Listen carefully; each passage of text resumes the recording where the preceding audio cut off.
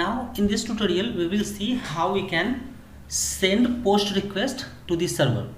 So for that, what we can do, we'll start by adding one entry point. So you can see here, if we will open the add new book, we have the entry point API/books/add book. So similarly we can do app.post, and here I'll say this is the endpoint. Now add here request and then response, and after that response, request and response. Now we'll have to check whether given ID, whether particular record is available in database or not, and if record is available, then what we have to do, we have to get the ID from that record. So I'll write database.collection books find, and then here I can say sort, and sort with ID -1, descending order. Then do limit 1. So by doing this, what it will do, here we can add let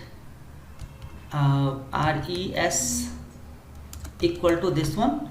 By doing this, it will find all the data, sort it with descending order on ID, and then get the first value. We have now result available in RESS. What we will do next is we'll have to add res dot for each obj, and then we can perform the operation on this particular object.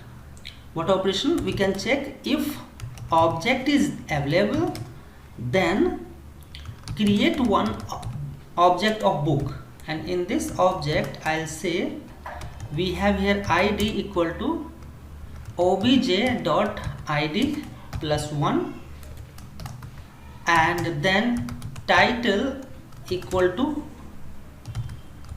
request dot body dot title. So what idea is, whatever data we have available in MongoDB, we'll insert the next record with ID 104, and for that we need last inserted ID, and after that we are just getting the data using request.body, that we can see here we have body, and inside body we are passing title. So this data we will get. We have now created book object. Next thing is we can use database again dot collection, and in this collection I'll say we have books dot insert 1, which we can use now, and we'll pass book object. Along with that we'll say this is error, or if we have any result. Now we'll click next, and then